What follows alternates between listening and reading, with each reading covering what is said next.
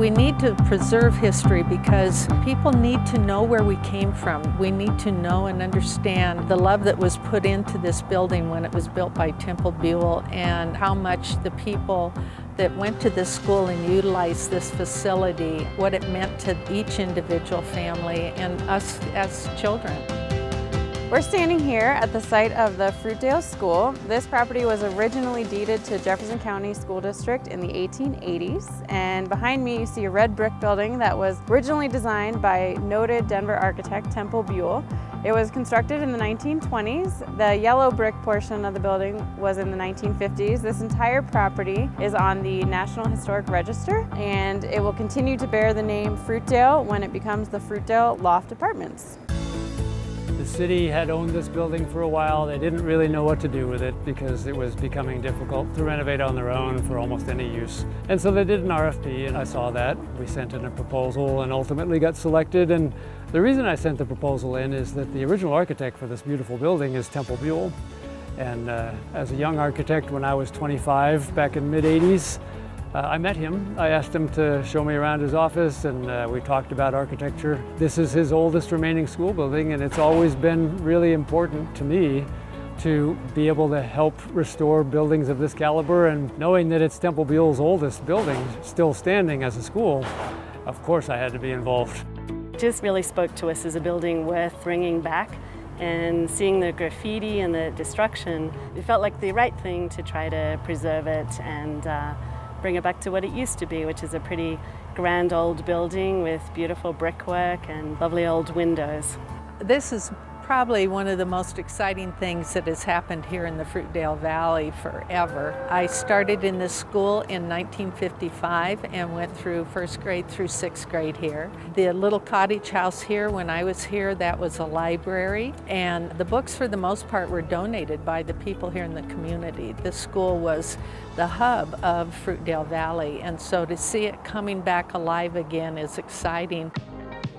Okay, here we are, Fruitdale Lofts, and we're underway with our worst part of the job, which is abatement for hazmat issues throughout the building. We're all excited about this project and its infancy during the early stages, and we have a great nucleus right now, and we're all excited, and the meter's running, so now we got to get done.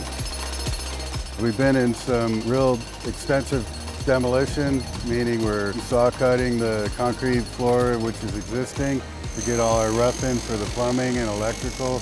Also, the demo has been very extensive with our amount of all the lath and plaster, old ceilings and walls that were in the original construction. Demolition is very fun. I mean, we do a strategic saw cut for the layout.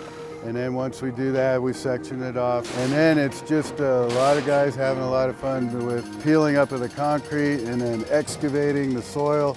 And of course, there's nowhere to put it except for in your own way. But you know what? That's part of what we do. All right, well, let's go look at windows. Today we were doing the review of the wood window mock-up. Then also today we were doing the review of the masonry restoration, the brick on the east side that's been so damaged. And those are both important because they're two key elements of the exterior of this really great historic building. And it's also the two main things that are going to be funded by the State Historical Fund. So we had the folks from the State Historical Fund here and all of our subcontractors, and everybody put their good ideas on the table and everybody's happy. So yeah, let's talk about where we want to do those stops. So the importance of maintaining the historical integrity is really from a few different perspectives. One is this building deserves it. It's also on the National Register, and part of the financing of the overall redevelopment is historic tax credits. And to get those historic tax credits, you have to maintain the historic integrity. Well, now that it's finishing up, it's such a good feeling to see everybody's ideas come to fruition and just see the building start to look beautiful again. The hallways, the old classrooms turned into apartments. I think everything just has a beautiful feel of it's clean and it's elegant and it's simple and it's a lovely tribute to a beautiful old building. So this is a finished unit. This is probably one of the nicest light-filled units. It's the ground floor south-facing, and you can see the kitchens are pretty spacious. The living room, beautiful south-facing light through the historic windows. So this is a second floor unit, south facing, and again it's got amazing light, 3 beautiful historic windows in the living area. And then this one has the added benefit of the upstairs little loft with a really fun spiral staircase that goes up. It's got nice exposed brickwork, which actually was the only exposed brickwork in the original building, which is why it's here. And then we've got skylights that let in the natural light here, air conditioning so it'll be nice and cool in here. This is so cool because not only is it historic, I love the ownership team, the consultants, the architect, we're all almost like a family. And what's really rewarding is once we see our obstacles and we overcome them, I personally get to see it come to life. And that to me is very rewarding. I would love to see us be able to save more history here in the city of Wheat Ridge. And this valley has a lot of history in it. They have the sod house and the bough house, and Fruitdale's just one more thing that hasn't been torn down. Well, if we don't do something to preserve it, the people that follow after us are not going to know what it was. So that's the main reason, is just to preserve and maintain for the future of anyone that's involved in it. Hello, hello, and welcome to Fruitdale School Lofts. This is a building literally for the community, and we're very happy to be a part of that. What that thing that we're trying to create is a small town feeling. Yes, we're near a big metropolis. Yes, we're growing and we're progressing, but you want to hold on to who you were and who you are, and this is part of it, these roots. As in the days of old, a vision, determination, and grit is what was needed to develop this vandalized, neglected building into future homes for many. 1, 2, 3.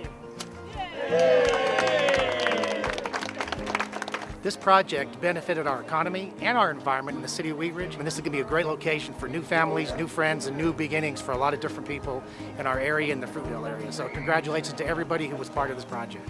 It feels so good to see the school sort of transformed and a lot of the little relics from the past, the chalkboards and the basketball hoops. It's so exciting to see. I'm so impressed. How they fit this all in here, literally all. I could not imagine how they were going to do this. I am amazed and thrilled. I didn't think I'd live long enough to see it saved.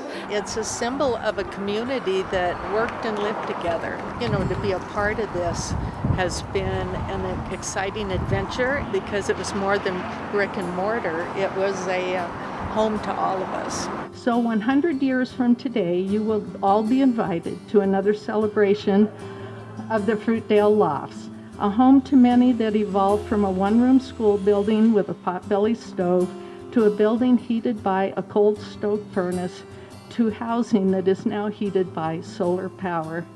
An exciting future that we have to look forward to. Thank you.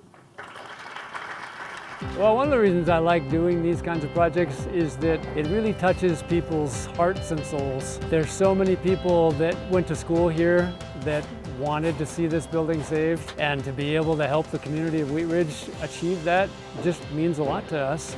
That's what we specialize in, is restoring old abandoned buildings and giving them new vibrant uses. I think it's really important to preserve these old buildings that had such a place in the community. They represented the heart of an old community, and what really speaks to that now is all the people who come back who went to school here or who were teachers here or whose children went here. So we're preserving something in a community for this community going forward, and I think that's something that speaks to everybody. It's a sense of history of our past that's really important for all of us.